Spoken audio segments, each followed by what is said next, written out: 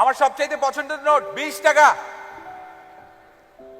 আমি ঢাকা বিশ্ববিদ্যালয়ের ছাত্র ছিলাম, সিম্পল একটা মধ্যবিত্ত ফ্যামিলির ছেলে ছিলাম, কিন্তু আমি আলোকচিত্রী হতে চেয়েছি, যেটা ছিল দুঃস্বপ্নের কাছাকাছি। আমি চিন্তা করলাম আমাকে এটা হতে হবে। খুব ছোট করে বলছি, আমি বিশ্ববিদ্যালয়ে ছাত্র থাকাকালীন সময়ে ঢাকা বিশ্ববিদ্যালয়ে 20 টাকা করে ছবি তোলা শুরু করলাম।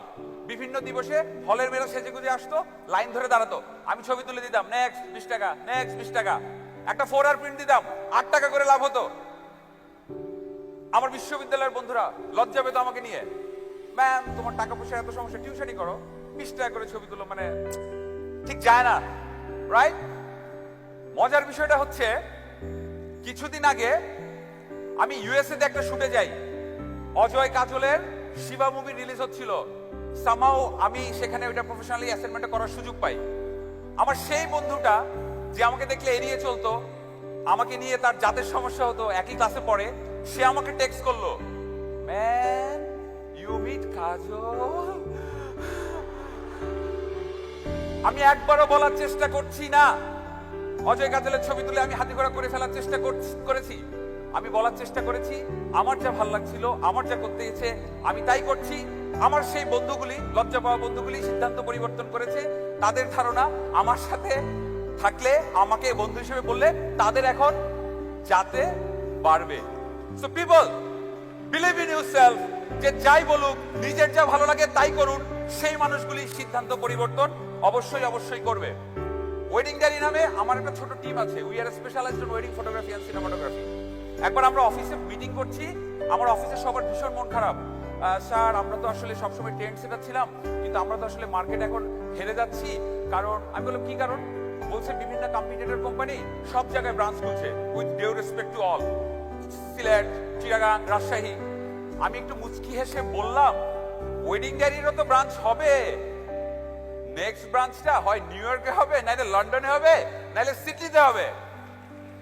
আমাদের এখন দুটো ব্রাঞ্চ, একটা ঢাকায় আর একটা নিউ ইয়র্কে। So people, believe in yourself.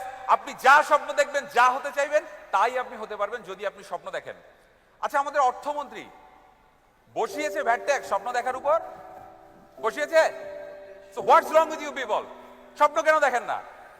আজকে থেকে স্বপ্ন দেখেন, বড় বড় স্বপ্ন দেখেন, নিশ্চয়ই হবেই।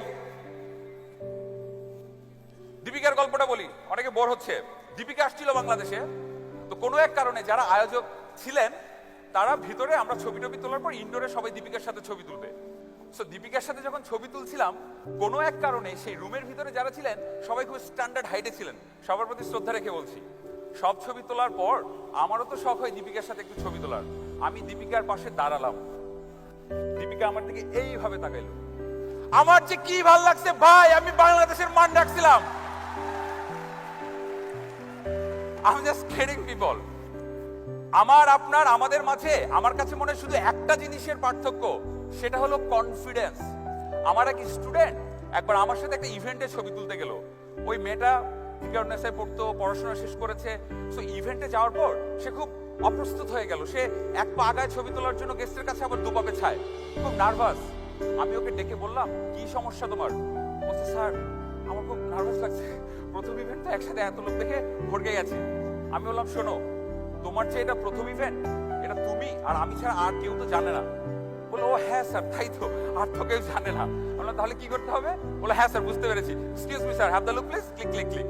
So it's all about attitude এবং কনফিডেন্স।